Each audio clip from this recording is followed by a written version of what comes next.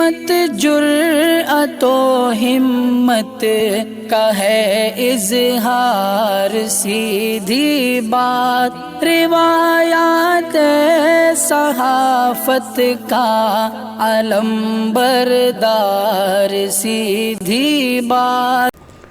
नाज़रीन गिरामी, अस्सलामु अलैकुम वरहमतुल्लाहि वबरकातुह। सीधी बात के ताज़ा तरीन प्राइम टाइम में आप लोगों का इस्तकबाल है। नाज़रीन गिरामी, मैं अंसार अज़ीज़ नदवी इस वक्त आप लोगों के सामने एक अहम तरीन मौजू पर गुफ्तगू करने जा रहा हूँ, और वो ये है कि जो हालात इस वक्त भारत के बनाए जा रहे हैं, अगले साल या उससे पैवस्ता साल में असम्बली इंतखाबात मुख्तलिफ़ इलाक़ों में आने वाले हैं। इसको लेकर के बहुत ज़्यादा तशवीश भी पाई जा रही है। जहाँ जहाँ चुनाव वहाँ वहाँ तनाव शुरू हो चुका है। इत्तेफाक तो नहीं हो सकता, बल्कि एक साजिश है। इसको समझाने की कोशिश की है मकबूल अहमद ने अपने मजमून में। एक बेहतरीन अंदाज में लिखी हुई इस तहरीर को, उसकी तफसीलात को आपके सामने रखने की कोशिश करूँगा। उससे पहले आप लोगों से दरख्वास्त है कि जिन अहबाब ने हमारे चैनल को सब्सक्राइब नहीं किया है, कर लें। हमारी इन वीडियोज़ को दूसरों तक पहुँचाने में हमारी मदद करें, लिंक को शेयर करें। इदारे की मजबूत है नाज़रीन गिरामी, आप लोगों की मजबूती है। नाज़रीन गिरामी, उनका मानना है इस बार दंगा बहुत बड़ा था, खूब हुई थी खून की बारिश, अगले साल अच्छी होगी फसल मतदान की। हिंदुस्तानी सियासी निज़ाम पर तंज करते हुए ये सुतूर कई दहाइयाँ पहले लिखी गई थी, लेकिन आज भी फ़िरक़ावारियत पर मुल्क में यहाँ और वहाँ होने वाले वाक़यात सबसे दुरुस्त तबसरा लगता है। जब साल 2022 शुरू हुआ तो मुल्क कोविड की दूसरी लहर को शिकस्त देकर तीसरी लहर का सांस लेकर यूपी समेत 5 रियासतों की इंतखाबी तैयारियों में मसरूफ़ था। इलेक्शन हुए, नताइज आए और मुख्तलिफ़ रियासतों में हुकूमतों की ताजपोशी हुई, लेकिन जैसा कि कहा जाता है कि हिंदुस्तान में सियासी जमातें हमेशा इंतखाबी मूड में रहती हैं। एक जगह इलेक्शन होते ही दूसरी जगहों पर मुकाबले की तैयारियां शुरू हो जाती हैं। अब चाहे इत्तेफाक हो या सियासी साजिश, जिन रियासतों में इस तरह के इंतखाबी मुकाबले होने हैं वहाँ फ़िरका परस्ती की जहरीली हवा घुलती जा रही है। छोटे छोटे वाक़यात बड़े फ़िरकावाराना कशीदगी का सबब बन रहे हैं। ज़रा ज़रा सी बात पर हुजूम सड़क पर निकल आता है और लॉ एंड ऑर्डर शरपसंदों के रहम करम पर पड़ा हुआ नज़र आता है। मीडिया और सोशल मीडिया पर इस तरह के वाक़यात का शोर है और आए रोज़ किसी न किसी नए इलाके से ऐसी खबरें आती रहती हैं, फिर चाहे वो राजस्थान हो, कर्नाटक हो, गुजरात हो या दिल्ली और महाराष्ट्र, जहां या तो असम्बली इंतखाबात होने वाले हैं या कॉरपोरेशन की ज़ोर आजमाइश में पार्टियां मसरूफ़ अमल हैं। अगर राजस्थान की बात करें तो पिछले 1 माह के दौरान 5 अजला में फ़िरकावाराना कशीदगी के ऐसे वाक़यात देखने में आए जो कौमी सतह पर सुर्खियों में रहे। 2 अप्रैल को करावली में हिंदू नए साल के मौके पर बाइक रैली में मुबैना पथराव के बाद फ़िरकावाराना तशद्दुद फूट पड़ा। शदीद आतिशज़नी और पथराव के बाद इलाके में कर्फ्यू नाफिज कर दिया गया। उसके बाद 18 अप्रैल को अलवर ज़िले में बुलडोज़र के ज़रिए मंदिर को गिराने का वाक़या पेश आया और 22 अप्रैल को जब उसका वीडियो सामने आया तो हंगामा बर्पा हो गया। 2 मई को जोधपुर में ईद और परशुराम जयंती के मौके पर हंगामा खड़ा हुआ था और 10 मई को भीलवाड़ा में 20 साला नौजवान के कत्ल के बाद फ़िरकावाराना कशीदगी की सूरत हाल पैदा हो गई।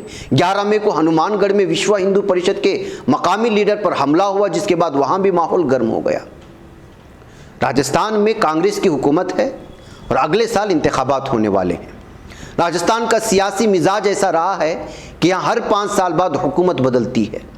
यही वजह है कि बीजेपी कमर कसे हुए है। वो गहलोत के दौरे हुकूमत में हिंदुओं पर मजालिम का इल्ज़ाम लगा रही है। पार्टी के सभी बड़े लीडरान इन वाक़यात को लेकर सड़क से लेकर सोशल मीडिया तक कांग्रेस पर हमला कर रहे हैं। ताहम वज़ीर आला अशोक गहलोत इन वाक़यात को बीजेपी का सियासी तजुर्बा बताकर अपोजिशन को कटहरे में खड़ा कर रहे हैं। मध्य प्रदेश की बात करें तो मध्य प्रदेश में इंतहाई पुरसुकून समझे जाने वाले इलाके मालवा नमाड में गुज़िश्ता तकरीबन 1 साल से फ़िरकावाराना तशद्दुद के कई वाक़यात मंजर आम पर आ चुके हैं। पिछले 1.5 साल में एमपी के मालवा इलाके के 3 अजला उज्जैन, इंदौर और मंदसौर में फ़िरकावाराना तशद्दुद के 12 से ज़्यादा वाक़यात हो चुके हैं। खरगोन, आपको पता है खरगोन में 10 मई को रामनवमी के मौके पर जुलूस में डीजे बजाने पर झगड़े के बाद फिरकावाराना तशद्दुद फूट पड़ा। मामला इतना बढ़ गया कि रियासती हुकूमत के हुक्म पर मुल्जिमान के घरों को बुलडोज़र से मिसमार कर दिया गया। हाल ही में एमपी में इस तरह के वाक़यात में इजाफा हुआ। इंदौर में ही मुस्लिम लिबास में 2 लड़कियां मुस्लिम अक्सरियती मुंबई मार्केट में एक शख्स के साथ थीं। शनाख्ती कार्ड देखने पर पता चला कि तीनों हिंदू हैं, जिसके बाद हंगामा बर्पा हो गया और कशीदगी की सूरत हाल पैदा हो गई। अगस्त में यहाँ एक हिंदू लड़के ने एक मुस्लिम लड़की के साथ भागकर शादी करने के बाद वीडियो शेयर किया गया तो हंगामा बर्पा हो गया। इस्मा हरदोई के एक मुस्लिम नौजवान को सिर्फ इसलिए मारा पीटा गया कि वो एक हिंदू बस्ती में चूड़ियां बेच रहा था। उज्जैन के बेगम बाग इलाके में 25 दिसंबर 2020 को बीजेपी युवा मोर्चा की रैली पर मुबैना तौर पर पत्थर फेंकने के सबब तशद्दुद भड़क उठा। 29 दिसंबर 2020 को मंसूर के चंदन खेड़ी, इंदौर और डोराना गांव में उस वक्त तशद्दुद भड़क उठा जब वीएचपी के रहनुमाओं ने रैलियां निकाली। ये रैली अयोध्या में राम मंदिर की तामीर के लिए चंदे के लिए बेदारी फैलाने के मकसद से मुनाकिद की गई थी। यानी कि रैलियां निकालो, फसादात मचाओ। एमपी की बात करते हैं। राजस्थान की तरह मध्य प्रदेश में भी 2023 के आखिर में असेंबली इंतखाबात होने हैं, जहां बीजेपी और कांग्रेस के दरमियान इंतखाबी मुकाबला होगा। 2018 के असेंबली इंतखाबात में बीजेपी 15 साल हुकूमत में रहने के बावजूद इख्तिदार गंवा दी थी।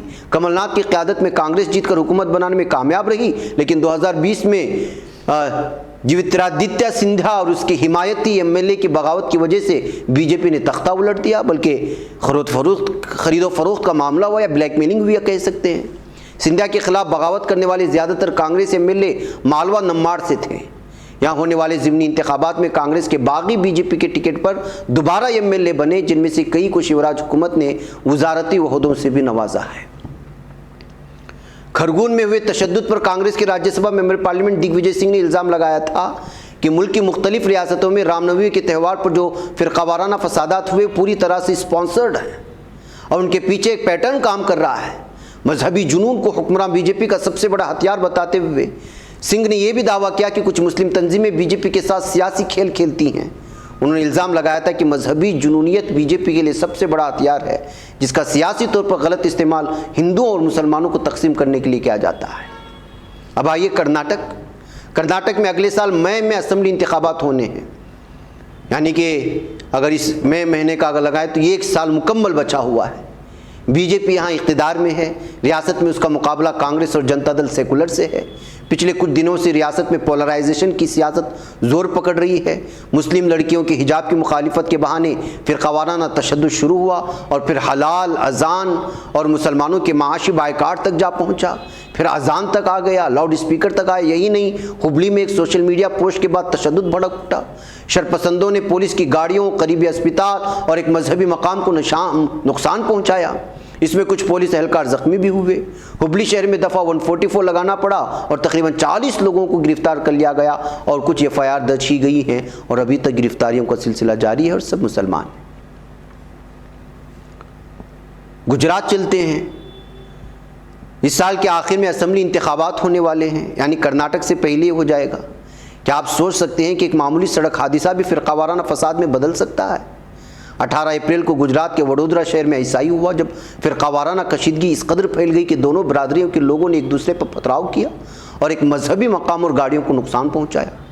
इस तशद्दुद में 8 से 10 लोग जख्मी हुए। बीजेपी पिछले 27 सालों से गुजरात में बरसर इख्तिदार है और छठी बार की हुकूमत में वापसी के अमल में है। ऐसे में गुजरात में अचानक फिरकावाराना तशद्दुद ने दोनों बरादरियों के दरमियान तनाव पैदा कर दिया। महाराष्ट्र, मुंबई में महाराष्ट्र नवनिर्माण सेना के सरबरा राज ठाकरे के लाउड स्पीकर के बहाने अजान और हनुमान चालीसा बजाने के तनाज़े ने सियासत को गरमा दिया। राज ठाकरे खुलेआम हिंदुत्व कार्ड खेल रहे हैं, जिसमें बीजेपी पूरी तरह उसके साथ खड़ी नजर आ रही है। यही नहीं, आज़ाद एमपी नवनीत राणा ने माताश्री के बाहर हनुमान चालीसा पढ़ने का ऐलान किया था, जिसके बाद उन्हें गिरफ्तार किया गया। इसमें सियासी तनाव है। मुंबई म्यूनसिपल कॉरपोरेशन और थाने कॉरपोरेशन के इंतखाबात चंद महीनों में होने वाले हैं। मुंबई म्यूनसिपल कॉरपोरेशन पर फिलहाल शिवसेना का कब्जा है। राज ठाकरे अब बीजेपी के साथ मिलकर म्यूनसिपल कॉरपोरेशन के इख्तिदार पर कब्जा करने की कोशिश में हैं और उसके लिए सारा लाउड स्पीकर अजान को लेकर के माहौल बनाया गया और इस्तेमाल इस शख्स का किया गया जिसको स्क्रीन पर देख रहे हैं। दिल्ली चलते हैं। दिल्ली के जहांगीरपुरी इलाके में हनुमान जयंती के जुलूस पर पथराव की वजह से फिरकावाराना कशीदगी पैदा हो गई, दोनों बरादरियाँ आमने सामने आ गईं। जहांगीरपुरी के इलाके में माहौल ख़राब करने पर दोनों बिरादरियों के लोगों को गिरफ्तार किया गया। बीजेपी ने नवरात्रि के दौरान गोश्त की दुकानें बंद करने की मुहिम चलाई। जनूबी दिल्ली और मशरक़ी दिल्ली के मेयरों ने नवरात्रि के दौरान गोश्त की दुकानें बंद रखने को कहा। जनूबी दिल्ली म्यूनसिपल कॉर्पोरेशन के मेयर मुकेश सुरीन ने कमिश्नर ज्ञानेश भारती को खत लिखकर कहा कि नवरात्रि के दौरान गोश्त की दुकानें खोलने की ज़रूरत नहीं है। उन्होंने 11 अप्रैल तक गोश्त की दुकान बंद रखने की अपील की। फिर उसके बाद दिल्ली में भी जल्द बल्दियाती इंतखाबात होने वाले हैं, जिस पर 15 साल से बीजेपी का कब्जा है।